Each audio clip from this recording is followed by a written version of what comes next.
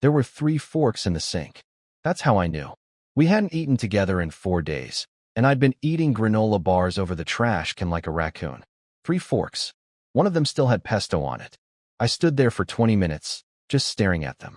The forks. The last thing she said to me was, "It's not you, Kip. It's just done." No yelling. No crying. Just that sentence.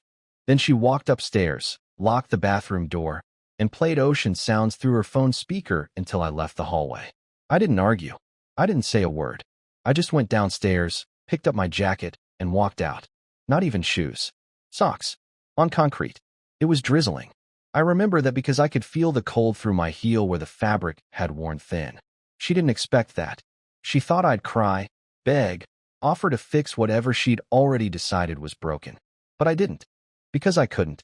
I drove around for 2 hours, ended up at a 24-hour diner, and ordered coffee I didn't drink. The waitress asked if I wanted pie. I said yes. I don't even like pie. I just needed something to do with my hands. There was a couple 2 booths over, holding hands under the table, laughing like they'd just met. I hated them. I hated their happiness. I hated how I used to look like that. At 3:14 a.m., I went home. She was asleep on the couch, not in our bed. The same couch where we used to binge crime documentaries and argue about who would have made the better detective. She always said she'd be the smart one, and I'd be the one who accidentally messed up the crime scene. I stood there, watching her. For too long. Her phone was on the coffee table, unlocked. And that was her mistake. Because what I saw when I picked it up, that was everything. The phone screen was still glowing when I picked it up. No password. Just her notifications lined up like dominoes. Messages from apps I didn't recognize, names I didn't know, and one text that froze everything in my chest. "You okay? Did he believe you?" No name. Just a number. The kind that doesn't autosave when you're trying to keep something hidden. I stared at it for so long, the screen went black. When I tapped it again, the message was gone. Deleted. But I'd seen it. My hand was shaking. I know that sounds dramatic, but it really was. Not a tremble, a full-on, visible shake like I'd just walked out of a car crash. I tried to unlock her phone again to find more, but it locked itself. Face ID. No passcode entry option. I felt like the door had just slammed shut an inch before I reached it. I looked at her, still asleep, curled up in that fake, fragile way people do when they're pretending to be innocent even in their dreams. My wife, the woman I used to carry through puddles, who once cried because I got her favorite donuts on her birthday when she thought I'd forgotten, she was lying to me. Sneaking around. Setting up some kind of scripted exit like this was a play, and I was the only one who didn't get the script. And it hit me. This wasn't about being done. This was coordinated. So I did something I hadn't done in years. I opened my laptop and logged into her cloud backup. She didn't know I still had access. She'd changed most of her passwords months ago, but the cloud was still tied to our shared iPad from 3 Christmases ago. The one she used to read romance novels and play Sudoku. That's where I found the photos. They weren't nudes, nothing explicit. That would have been almost easier to process. These were worse. Photos of her in places she told me she wasn't. At that same boutique hotel, different outfits, different dates. Sometimes alone in the mirror. Sometimes in a restaurant, wine glass raised, smiling across the table at someone just outside the frame. And in one, wearing my hoodie. The one I thought I lost on a camping trip. That gutted me more than anything. Because that hoodie had meaning. I gave it to her the night we watched the Perseid's meteor shower, and she said it was the first time she ever felt at home with someone. I sat there, hunched over the laptop, while the sounds of her fake ocean waves played softly from the couch. I should have screamed, slammed something, woken her up, but I didn't. Instead, I did the same thing I've done most of my life. I swallowed it. Let it sit like a stone in my stomach. And then I started packing. But not just clothes. I packed evidence. Forwarded everything to myself. Screenshotted, archived, timestamped. I wanted a record, not just for proof, but because I knew, deep down, she'd deny it. Twist it. Flip the script. Tell people I was the one who changed. Who withdrew. Who stopped being romantic or adventurous or supportive. I wanted something to show myself for when that day came. Because it would. At 6:42 a.m., I zipped my bag shut. She stirred on the couch, but didn't wake up. I stood over her for a few long seconds. Part of me wanted her to open her eyes. To say something. Anything. Even a lie would have been better than silence. But she didn't. So I opened the door, walked out, and left it unlocked. No note. No goodbye. No closure. Just 3 forks in the sink and a hoodie that didn't belong to her anymore. By the time I crossed the state line, I'd gone over every conversation we'd had in the last 6 months in my head at least a dozen times. I kept thinking there had to be a moment, just one, where she slipped. Something I could point to and say, there. That's when it changed. But there wasn't. Darla was too good at it. Or maybe I was too good at lying to myself. I checked into a motel with carpets that smelled like wet cardboard and lights that flickered when the heater turned on. I didn't care. I wasn't looking for comfort. I was looking for answers. Or revenge. I wasn't sure which. The morning after I left, I stopped at a gas station diner and ordered eggs I didn't eat. I opened my laptop and went through every image from her cloud backup again, zooming in, checking reflections, license plates, logos, backgrounds, anything I could use to identify where she had been and who she might have been with. One photo stood out. It was a selfie she'd taken in a mirror, smiling with her hand on her hip. Innocent at first glance, until you noticed the details. The framed picture on the wall behind her, the wallpaper, both matched a hotel chain in Vermont. She'd never mentioned Vermont. Ever. I dug deeper and found a transaction on our joint credit card from 2 months ago. A boutique spa, booked under her name, same town as that hotel. I called them, pretending to confirm an appointment she might have made for our anniversary. The receptionist hesitated but eventually said, I can't give you the full details, but the reservation was for 2. That's all I can say. 2. That one syllable made my jaw clench so hard I felt something click behind my ear. I thanked her, hung up, and just sat there staring at the sticky menu in front of me. She'd taken someone else to what was supposed to be our kind of trip. Quiet, thoughtful, personal. Not a Vegas fling. A spa in the woods. That kind of betrayal doesn't scream, it whispers in your bones. It's the kind that doesn't fade. Back at the motel, I made a list. Not a metaphorical one. A literal, yellow notepad, black ink, old school list. Every name she'd ever brought up over the last year. Work friends. Gym instructors. Her cousin's new boyfriend. The barista she always tipped too much. I even wrote down her ex from college, though I hadn't heard his name in years. Then I remembered something strange from last Thanksgiving. Darla had excused herself during dinner to take a call. Said it was her sister, Claudine. But Claudine had been in the house, in the guest room, trying to fix our busted air mattress. I remembered asking her, thought you were on the phone with Claudine? And Darla laughed and said, oh no, I meant her Claudine, from yoga. A fake name. I should have known. So I pulled up our phone bill. A number kept showing up late at night. Not every night. Just enough to suggest something regular. Deliberate. It wasn't saved in her contacts, and I could have ignored it, but I didn't. I called it from a payphone the next morning. Yes, they still exist. It rang 4 times, and then went to voicemail. A man's voice. Polite. Calm. You've reached Miles. Leave a message. Miles. No last name. No hint of who he was or what he meant to her. Just Miles. And the worst part? I recognized the voice. Not from life. From the background of a video she once sent me. A dumb video of our cat knocking over a lamp. I remember hearing someone say, he's got no fear, huh? And thinking it was the TV. It wasn't. Miles had been in our house. I didn't sleep that night. Just lay there, staring at the cracked ceiling of that motel room, hearing the echo of that voice over and over. I started noticing everything that didn't make sense over the past year. Missing socks, replaced shampoo brands, the sudden obsession with lemon-scented soap that I never liked, but showed up in our bathroom anyway. She was grooming our space for someone else. Slowly, like replacing me one sensory detail at a time. But I wasn't going to confront her yet. Not with a phone call. Not with tears. I needed to see him first. So I called the number again. This time from a burner app on my laptop. He answered. Hello. I froze. I hadn't planned this far ahead. But then I said the first thing that came to mind. She told me everything. There was silence on the line. Not even breathing. Just static. Then, finally, he said, who is this? I didn't answer. I hung up. And that silence, that pause before his question, told me everything I needed to know. Miles wasn't just a fling. He knew me.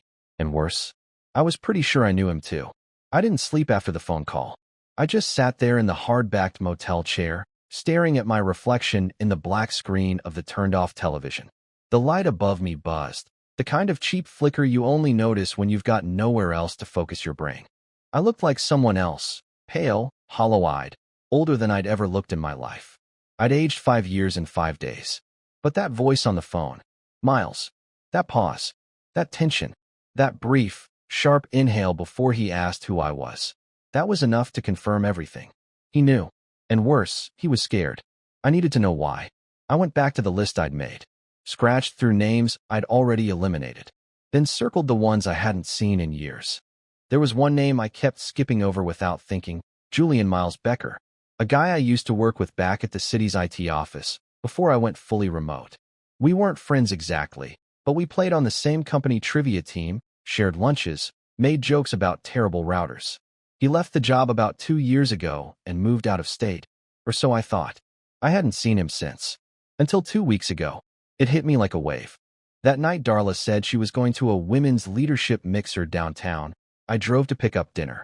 The parking lot was full, so I parked near the back, right next to a car that looked vaguely familiar, a silver Subaru Outback with a dent near the rear license plate.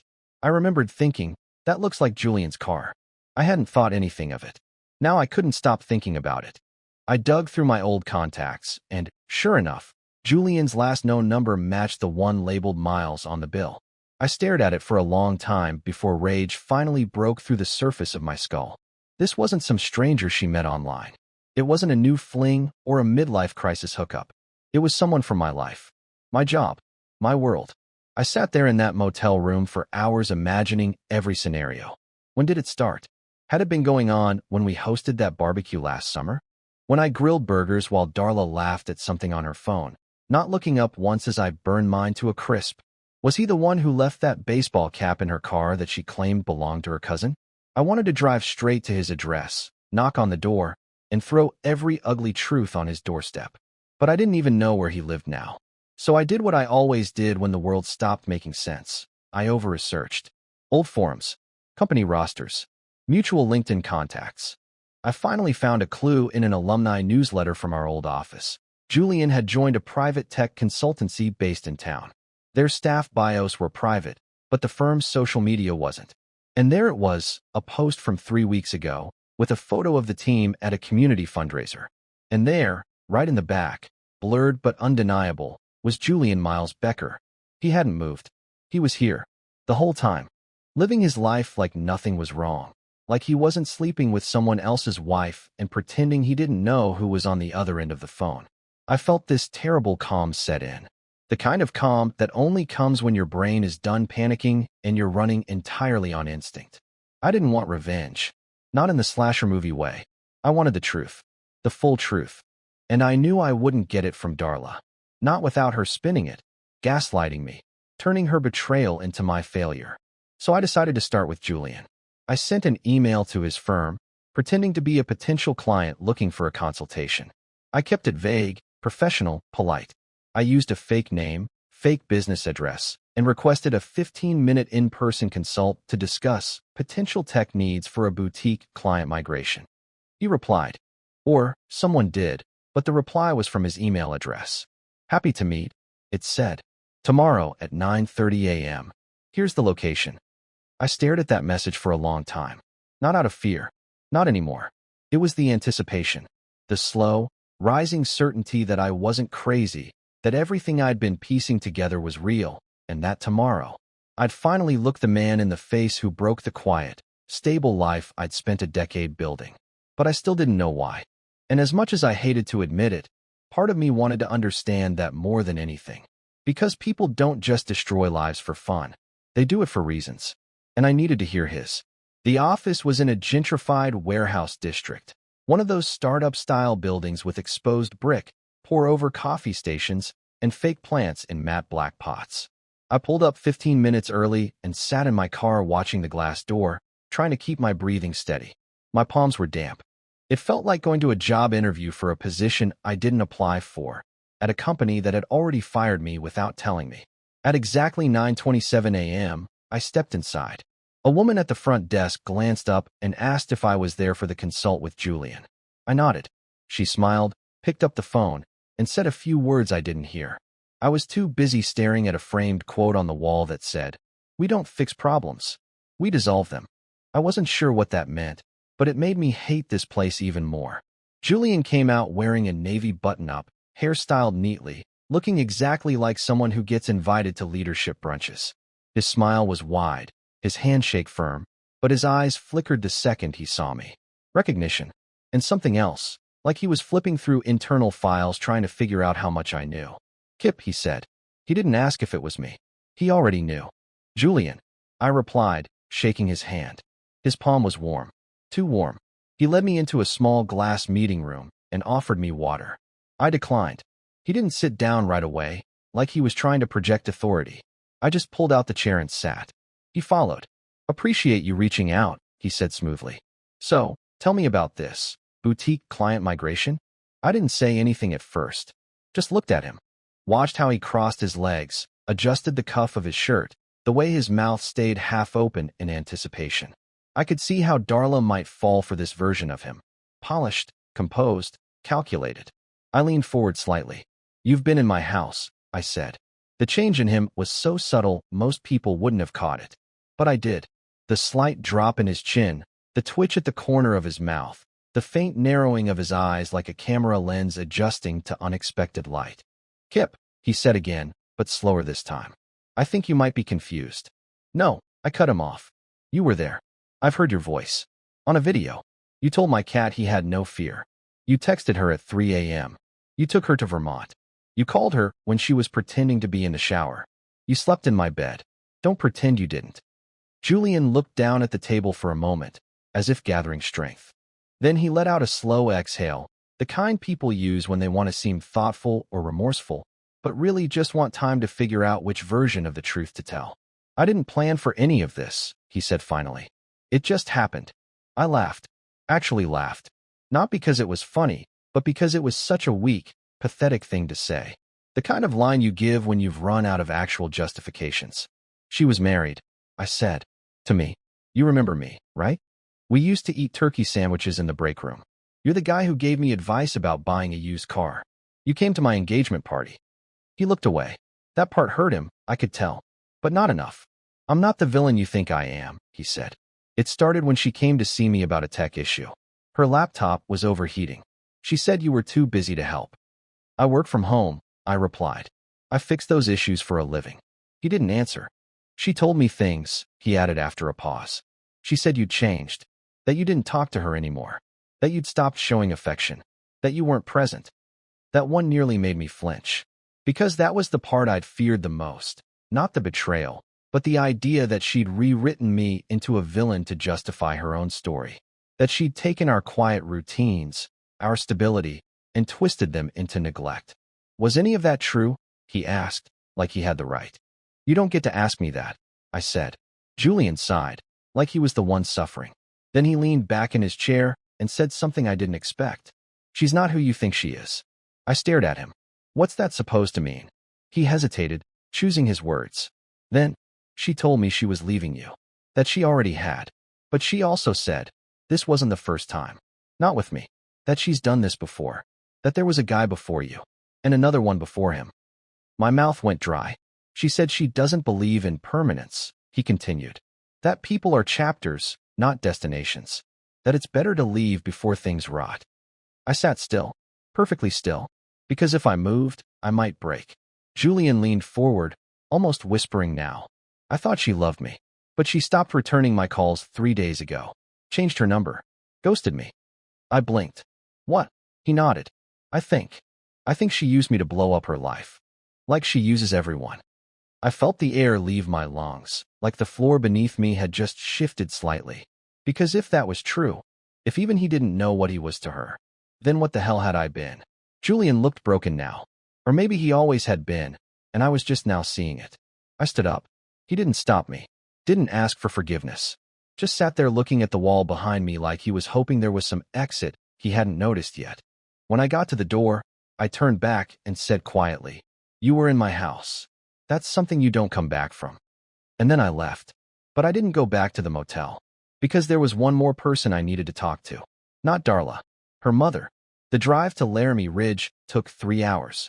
Most of it was through pine-choked roads and winding back highways that looked like something out of a survivalist movie. It was the kind of place where you could live 20 minutes from someone and never know their name. Darla's mom, Eleanor, had retired out there years ago after her second husband passed.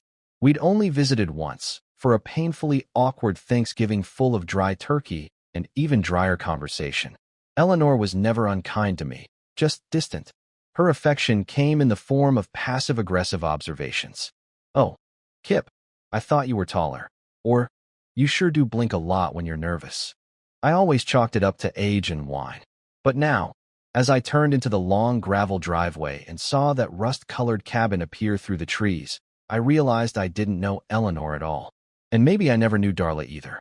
She opened the door before I even knocked. I hadn't told her I was coming, but she didn't look surprised. Just stepped aside and let me in without a word, like she'd been expecting me for weeks. "You look tired," she said. "Yeah," I replied, stepping into the warmth of the house. It smelled like pine cleaner and old books. It's been that kind of month. She poured 2 mugs of tea without asking if I wanted any, then sat down across from me at the small kitchen table. She didn't say anything for a while. Neither did I. Finally, I spoke. "She's gone." Eleanor nodded once, like she already knew. "She always was," she said softly. I stared at her. "What does that mean?" She took a long sip of her tea and leaned back in the chair. "You think this is new? What she did to you? The lying, the running, the rewriting of memories to fit her version of events. But Kip, she's been packing her bags since she was 12. I didn't speak. Just let her keep going. When she was in high school, she disappeared for 3 days. Left a note saying she was tired of pretending. Said she was going to New Mexico to live with a friend she'd met online. The police found her outside Albuquerque sleeping in a bus station. She was calm, almost cheerful. Said she just wanted to see if anyone would notice she was gone. I felt something cold press against my spine. She didn't run away because she was angry, Eleanor continued. She ran because she needed to. Like she had this invisible switch inside her that flipped every time things got too normal. Too safe. She called it the itch. Said routine felt like a straitjacket. I tried to process what I was hearing. The woman I thought I knew, the one who used to cry during commercials and laughed in her sleep, was now a stranger built on a foundation of escape. Eleanor stood up and walked to a small drawer near the pantry. She pulled out an old leather pouch, unzipped it, and placed something in front of me. A photograph. Darla, maybe 8 or 9, standing next to a boy I didn't recognize. They were both holding suitcases, smiling. Behind them, a wooden fence with slats missing and graffiti sprayed across the boards. She used to tell people she had a twin, Eleanor said. An imaginary one. Named Delegate said Del was the one who wanted to run away. That it wasn't her, not really. Just Del acting out. But after a while, the stories got darker. Del started doing things Darla didn't want to admit to. Lying to teachers. Throwing things at classmates. Stealing lunch money. I looked up at her. "You think Del was real?" Eleanor shook her head. "No. I think Del was the name she gave the parts of herself she couldn't control." The silence that followed felt like a vacuum. I reached into my jacket and pulled out the folded printout of the text messages I'd found in the cloud. The hotel confirmations. The receipts. The screenshots of Miles's number. I laid them out on the table like puzzle pieces. "I thought she was cheating on me," I said quietly. "But now I think that might be the smallest part of all this." Eleanor didn't touch the papers. Didn't even flinch. "She's not evil, Kip. She's just hollow. She fills the space with whoever's closest, and when they start seeing the cracks, she leaves before they can ask what's underneath." I swallowed. My mouth was dry. "Why didn't you tell me?" "Would you have believed me?" she asked. "You were in love. People in love think they're exceptions. You would have told yourself you were different, that she'd changed." She was right. I had told myself that. Every time Darla pulled away, every time she got distant or dismissive or blank, I made excuses. Told myself she was stressed, that she just needed more time, that I could fix it if I just loved her a little louder. I sat back in my chair and stared at the photograph again. "She's not coming back, is she?" Eleanor shook her head slowly. "No. And if she does, it's only because she needs to burn something else down." I left not long after that. I didn't ask to stay the night. Didn't hug her goodbye. I just walked out, got in my car, and drove away, leaving behind a kitchen full of ghosts and a mother who'd been grieving long before I ever showed up. But there was still one piece left. One message I hadn't answered. That morning, As I got back to the motel, I saw it sitting unread on my burner app. A new message. From her. You left without saying anything. That wasn't fair. The message just sat there on my screen. One sentence. No emojis. No punctuation. No apology. Just that single, flat accusation like I was the one who walked out of her life. Like I'd been the storm that hit without warning. I stared at it for nearly an hour before I replied. I must have typed and deleted 50 versions of what I wanted to say. Some full of rage. Some too soft. One message was just why. Another was nearly 2 paragraphs long, explaining how I'd traced everything, how I'd spoken to Julian, how I'd spoken to her mother. But in the end, I sent 3 words. Tell me everything. She didn't respond right away.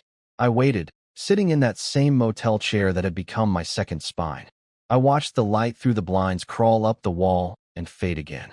Still nothing. It wasn't until almost midnight that her reply finally came. Do you want the truth? Or the version you can live with?